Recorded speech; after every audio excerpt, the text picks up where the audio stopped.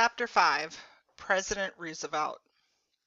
When former President Calvin Coolidge was asked for his ideas on how to lick the Depression, he said, "In other periods of depression, it has always been possible to see some things which were solid and upon which you could base hope. But as I look about me, I see nothing to give ground for hope, nothing of man." A group of prominent bankers was called to Washington to see what suggestions they had for solving the banking crisis. They had none.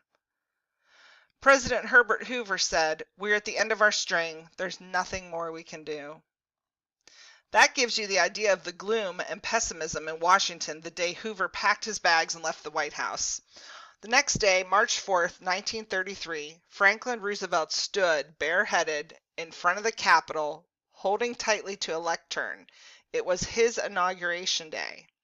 Some small boys perched in nearby tree limbs.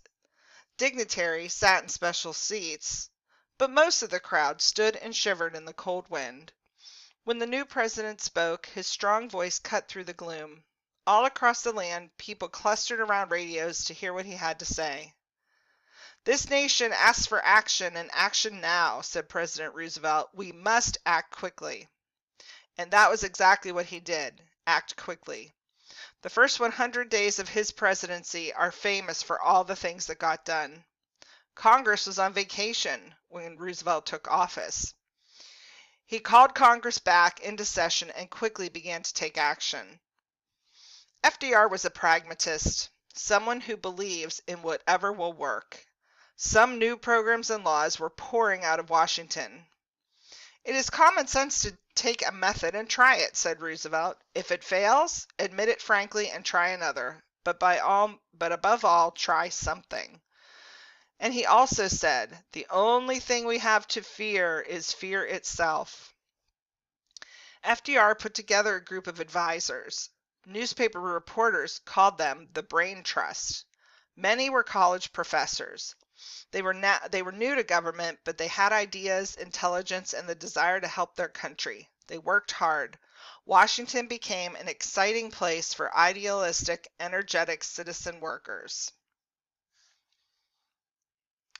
Let me first accept my firm belief that the only thing we have to fear is fear itself, said the new president in his inaugural address.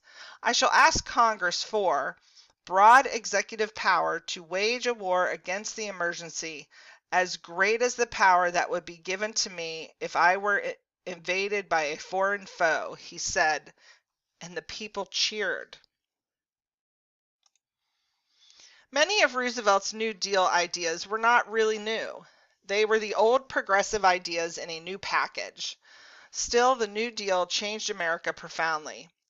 Roosevelt probably saved capitalism, even though he changed some of its habits. The New Deal made the government an active participant in people's lives and citizens' lives. Here are some of the things the New Deal did. It ended most child labor, regulated the stock market, made bank deposits safe, helped make employers pay fair wages to employees, encouraged workers' unions, limited hours of work, helped farmers, brought electricity into rural areas, and gave Americans an old age pension policy called Social Security.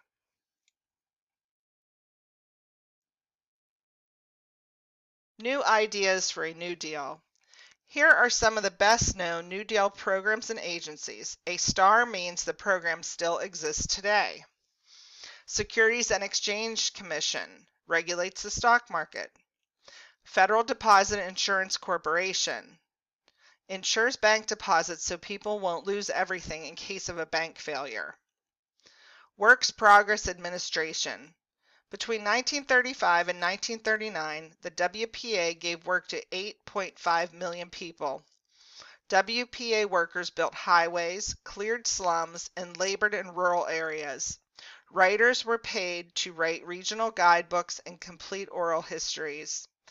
Painters painted murals in public buildings. Musicians organized orchestras. Actors brought plays to communities that have never experienced live theater. Civilian Conservation Corps. gave jobs to more than 2 million young men in the nation's parklands, building roads, trails, cabins, and campgrounds. Tennessee Valley Authority built 5 dams along the Tennessee River and provided cheap electric power, flood control, and irrigation water to 7 states. Public Works Administration built New York's Triborough Bridge and Lincoln Tunnel, Oregon's Coastal Highway, Texas's Port of Brownsville, the road between Key West and mainland Florida, and the University of New Mexico's library.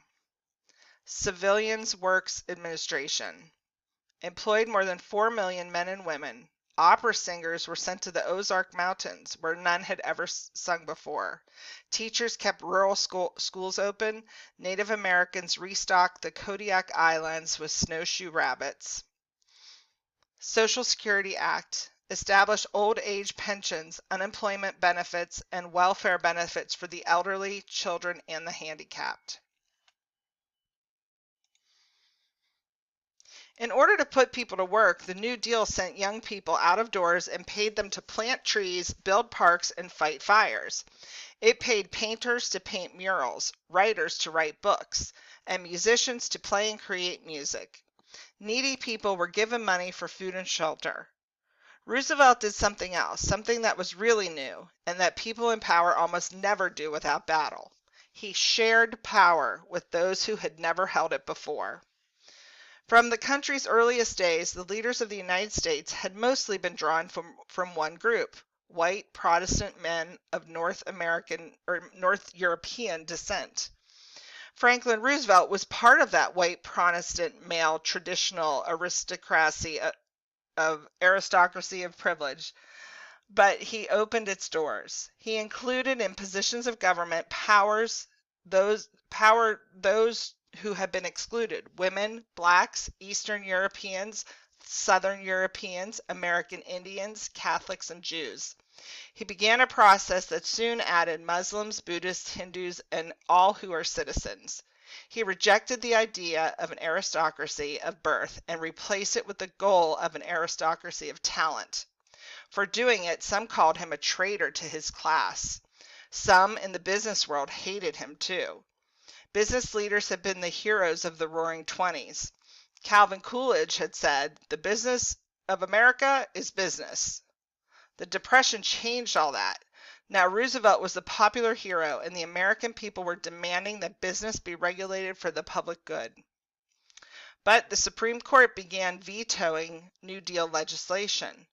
FDR, fighting back, tried to add extra justices to the bench.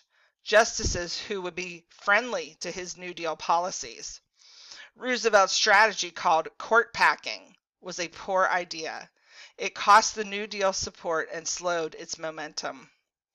Before the New Deal, government had been expected to provide conditions that would help business, but government was expected to do nothing for the workers who made businesses profitable.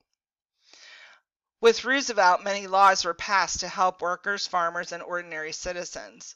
Government money was spent on the poor. Some people didn't like that idea, but others understood that if it was done wisely, the nation would be stronger and better for it. A woman in the cabinet.